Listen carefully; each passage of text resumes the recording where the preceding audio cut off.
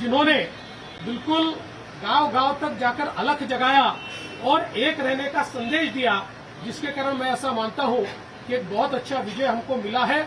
विशेष रूप से हमारे मुख्यमंत्री एकनाथ शिंदे जी, उप मुख्यमंत्री अजितदादा पवार जी, रामदास अठवले जी और हमारे साथ की जितनी छोटी पार्टियां हैं, हम सब लोग एक साथ रहे, एक साथ मिलकर हमने ये काम किया। इसलिए मैं ऐसा मानता हूं कि इस एकता का ये विजय है। जो हमारी महायुति थी, अभेद्य इस प्रकार की महायुति थी, महायुति का ये विजय है, ऐसा मैं मानता हूं। और साथ साथ मैं हमारे प्रधानमंत्री जी का तो आभार व्यक्त करता हूं, उनके कारण ही हमको ये जीत मिली है। लेकिन हमारे देश के गृह मंत्री श्री अमित शाह जी, जिन्होंने महाराष्ट्र में आकर कार्यकर्ताओं में एक ऊर्जा का संचार किया, मैं उनका भी आभार व्यक्त करता हूं। हमारे राष्ट्रीय नेतृत्व हमारे नड्डा जी हैं, हमारे राजनाथ जी हैं, हमारे नितिन गडकरी जी हैं, इनका भी आभार व्यक्त करता हूं। हमारे जो चुनाव के प्रभारी हैं, हमारे जो महाराष्ट्र से मंत्री हैं, इन सभी का मैं बहुत दिल से आभार व्यक्त करता हूं कि पूरी पार्टी ताकत से हमारे साथ खड़ी हुई। और सबसे महत्व की बात है, हमारे नेताओं ने, हमारी पार्टी ने केवल बीजेपी की सीटों पर काम नहीं किया, हमारी पार्टी ने सारे के सारे महाराष्ट्र के जितने 288 सीटें थी, हमारे दोस्तों की सीटों पर भी काम किया। और मुझे ऐसा लगता है कि इसके कारण एक बहुत अच्छा यहाँ कार्य संपन्न हुआ। हमारे भूपेंद्र यादव जी, अश्विनी वैष्णव जी, हमारे शिवप्रकाश जी, इनका भी मैं आभार व्यक्त करता हूँ। हमारे यहाँ पर जो हमारे सारे अलग अलग प्रांतों से भी जिन लोगों ने हमको मदद की, उनका भी मैं आभार व्यक्त करता हूँ। हमारे पीयूष जी का मैं आभार व्यक्त करता हूँ, हमारे शिवराज सिंह चौहान जी का भी मैं आभार व्यक्त करता हूँ। मुझे ऐसा लगता है कि एक प्रकार से सामूहिक रूप से हम लोग जब उतरे, तो ये सामूहिक ताकत एक ऐसी ताकत बनी जिसने दिखा दिया कि महाराष्ट्र ये मोदी जी के ही साथ है।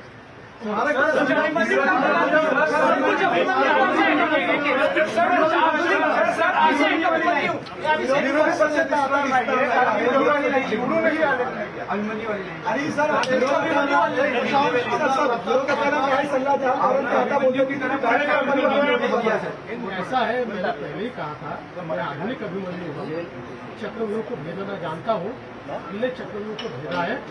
और ये कोई मैं पहले भी कह रहा हूँ, वापस कह रहा हूँ, इस विजय में मेरा बहुत छोटा उसमें मैं समझता हूँ कि सहभाग है। एक ये हमारी जो पूरी टीम है, इस टीम ने इस विजय को लाया है। मला असं वाटतं की कुठल्याही लोकशाहीमध्ये एक चांगला विरोधी पक्ष असणं हे गरजेचं आहे। त्यामुळे जे काही विरोधी पक्षाचे लोक निवडून आलेले आहेत त्यांचा आम्ही सन्मान करू। त्यांचा आवाज छोटा असो की मोठा असो, ते ज्या योग्य गोष्टी सांगतील त्या योग्य गोष्टींवर आम्ही त्यांना प्रतिसाद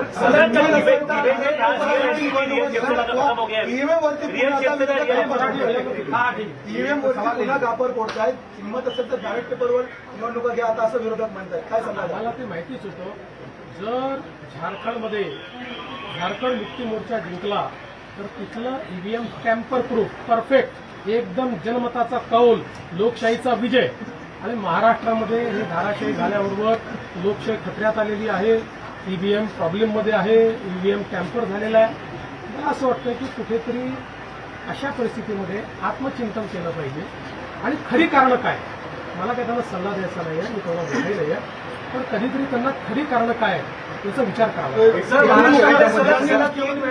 स्वप्न पाहिली असे राष्ट्रवादी आणि काँग्रेसमधल्या बड्या नेत्यांचं या विधानसभा निवडणुकीमध्ये पराभव झाला। असं लोकशाहीची हीच खरी मला असं वाटतं गंमत आहे की लोकशाहीमध्ये कोणाला जनता डोक्यावर घेईल आणि कोणाला जनता धाराशाही करेल हे सांगता येत नाही। या निवडणुकीने पुन्हा एकदा ते दाखवले। मोठ्या प्रमाणामध्ये यश मिळालेलं आहे। मागच्या वेळेस दातृत्व दाखवत भाजपाने एकनाथ शिंदेंना सीएम पद दिलं। आता सगळ्या तुमच्या लोकांच्या अनेक राजकीय नेत्यांची बाईट्स येत आहेत की बाबा प्रतिक्रिया येतात की भाजपाला आता यश मिळालं तर भाजपाने मुख्यमंत्रीपद घ्यायला हवं।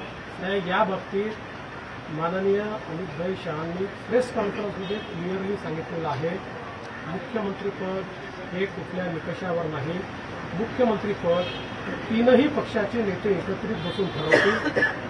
एकनाथराव शिंदेजी त्यांच्या पक्षाचे राष्ट्रीय अध्यक्ष आहेत, अजितदादा त्यांच्या पक्षाचे राष्ट्रीय अध्यक्ष आहेत आणि आमचे जे राष्ट्रीय अध्यक्ष आहेत त्यांना आमचं पार्लमेंटरी बोर्ड हे ऑथराईज करतं. ते बसून जो निर्णय घेतील तो निर्णय असेल. कुठलाही वाद नाही, कुठलाही विवाद नाही.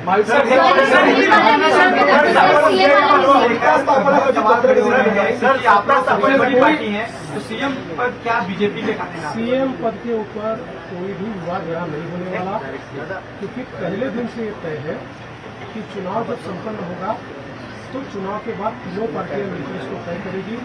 हमारे नेता आदरणीय होम मिनिस्टर साहब ने प्रेस कॉन्फ्रेंस में ये बहुत स्पष्ट शब्दों में बताया है कि चुनाव के बाद तीनों पार्टियां बैठेगी और इसका निर्णय करेगी. अभी मैं ऐसा मानता हूं कि हमारे एकनाथ शिंदे जी उनके पार्टी के अध्यक्ष हैं, अजित पवार जी उनके पार्टी के अध्यक्ष हैं, और साथ में हमारे पार्टी के जो राष्ट्रीय अध्यक्ष हैं उनको हमारा पार्लियामेंट्री बोर्ड ऑथराइज करता है.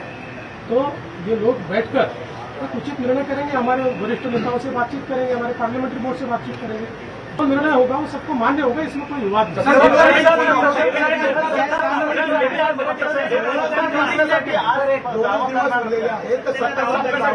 बाबा आता पूर्ण रिझल्ट संपू गेला. आता मी आणि अजितदादा आता सीएम साहेबांकडे चालू आहे आणि जसं त्याला पुढचा काय कार्यक्रम करायचा तो चॉकआउट करू मी तुम्हाला न्यूज सांगतो. मुझे ऐसा लगता है कि एक प्रकार से लोगों ने अपना मैंडेट ले लिया. लोगों ने एकनाथ शिंदे जी को रियल शिवसेना के रूप में स्वीकार कर लिया है. बाला साहब ठाकरे की हिंदू हृदय सम्राट शिवसेना प्रमुख बाला साहब ठाकरे की जो शिवसेना है उसकी लेजिटिमेसी ये एकनाथ शिंदे जी को मिली है, और जो मूल एनसीपी है उसकी लेजिटिमेसी अजित पवार जी को मिली या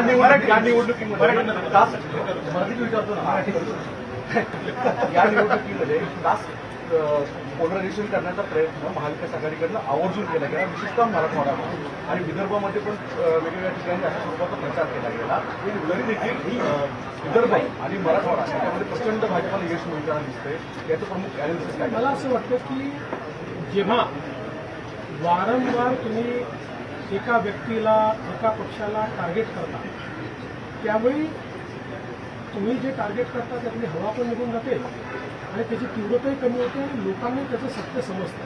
लोकांच्या मनात त्यानंतर एक प्रकारची सहानुभूती तयार होते. लोकांना लक्षात येतं की चुकीच्या पद्धतीनं टार्गेट केलं जातं. तसंच आम्हाला महाविकास आघाडीने ठरवून या ठिकाणी टार्गेट केलं. पण मला असं वाटतं की हळूहळू लोकांनी लक्षात आलं, कारण आमचा ट्रॅक रेकॉर्ड सांगतो. आम्ही नेहमी पॉझिटिव्ह काम केलेलं आहे, कारण आमचं ट्रॅक रेकॉर्ड पाहून लोकांनी या ठिकाणी मतदान केलं. काय सांगाल, कारण निकाल लागला का या निकालात? मला असं वाटतं की या निकालाने एक गोष्ट स्पष्ट केली आहे. हिंदू हृदय सम्राट शिवसेना प्रमुख बाळासाहेब ठाकरे ही एकनाथराव शिंदेजींची शिवसेना आहे, किंवा एकनाथराव शिंदेजी ज्या शिवसेनेचे प्रमुख आहेत तीच शिवसेना ही आता या ठिकाणी हिंदू हृदय सम्राट शिवसेना प्रमुख बाळासाहेब ठाकरेंची आहे. त्याची लेजिटिमसी जी आहे ती आता एकनाथराव शिंदेजींकडे आलेली आहे. तशीच राष्ट्रवादी काँग्रेसची लेजिटिमसी जनतेनं अजितदादा पवारांना दिलेली आहे. काय नेमकं बोलणं झालं आईसोबत आणि अमित शहा? आईचा आशीर्वाद घेतला आहे, आईने आशीर्वाद दिला आणि अमितभाईंनी खूप आनंद व्यक्त केला आणि अमितभाईंनी या ठिकाणी आमचं अभिनंदन व्यक्त केलं. मराठा आरक्षण को लेकर बड़ा मुद्दा बना है. इसके बावजूद आपकी पार्टी बड़ी जीत यहाँ पर हासिल करी. आपके ऊपर चूंकि एक तरह से आरोप हुआ, आपको अभद्र शब्दों में आपके खिलाफ जो है आलोचना करी गई, क्या ये उस वजह से मराठा आरक्षण का जो एक आंदोलन था वो फेल हुआ और जो मैंडेट था वो कहीं न कहीं आप लोग? देखिए, मैंने इससे पहले भी कहा था कि लोकसभा के चुनाव में हमको 43.6% मिले थे, उनको 43.9% मिले. तो अगर मराठा समाज ने हमको वोट नहीं दिया होता तो क्या हम 43.6% पर पहुंचते? मराठा समाज हमारे साथ था, है और रहेगा. ओबीसी समाज हमारे साथ था, है और रहेगा. सारे समाज.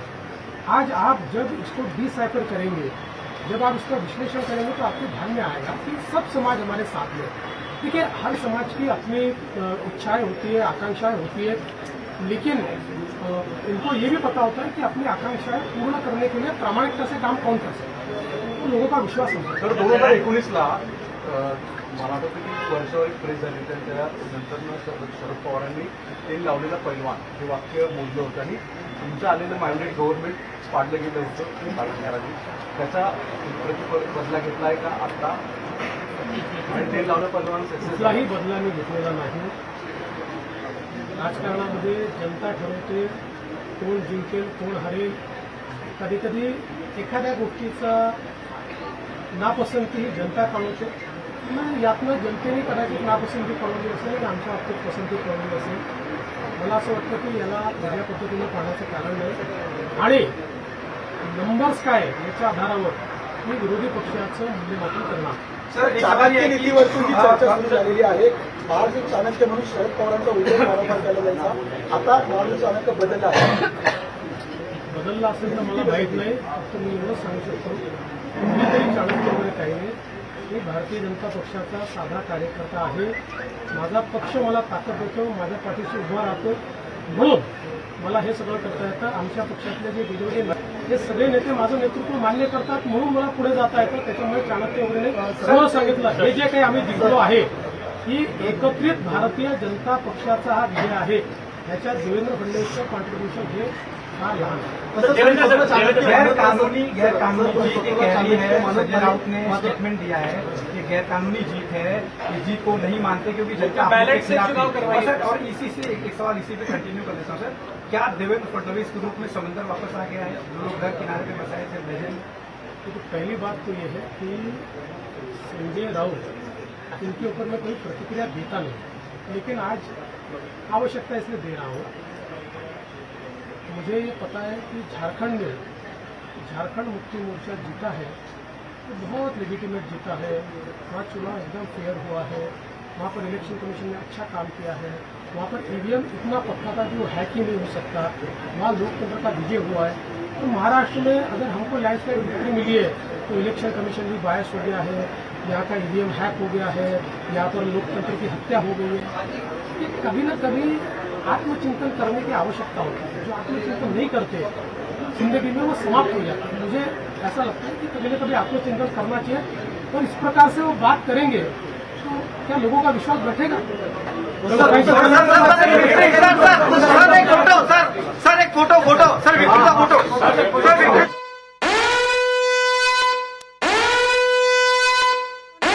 ये जीत कार्यकर्ताओं की जीत है.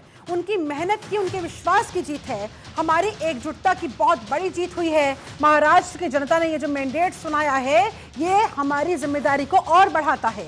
लाडली बहनों का आभार जताते नजर आए देवेंद्र फडणवीस. फेक नैरेटिव फैलाने वालों को मुंह की खानी पड़ी. उनका फेक नैरेटिव वाला एजेंडा पूरी तरह से फेल हो गया. देवेंद्र फडणवीस ने अपनी प्रेस कॉन्फ्रेंस में अपने इस बयान में ये बातें कही हैं. उन्होंने कहा कि ये महाराष्ट्र की जनता की जीत है. धर्म के नाम पर बांटने की जो कोशिश हुई वो सफल नहीं हुई और उन लोगों को जनता की तरफ से ये कड़ा संदेश है कि उनका प्रोपेगेंडा, उनका एजेंडा अब काम नहीं करने वाला. एक है तो सेफ है. एक बार फिर से इस बात को दोहराते नजर आए देवेंद्र फडणवीस और ये एकजुटता की जीत बताई, बहुत बड़ी जीत बताई देवेंद्र फडणवीस ने. हालांकि जब मुख्यमंत्री के चेहरे पर उनसे सवाल किया गया तो कहीं ना कहीं बचते नजर आ रहे हैं. अब इसलिए देखना बहुत दिलचस्प हो जाएगा कि आखिरकार कौन बैठेगा सत्ता पर, सत्ता की कुर्सी पर, सीएम फेस पर. क्या खींचतान मचेगी या फिर आपस में तीनों पार्टियां आपसी सहमति के साथ आसानी से किसी चेहरे पर आकर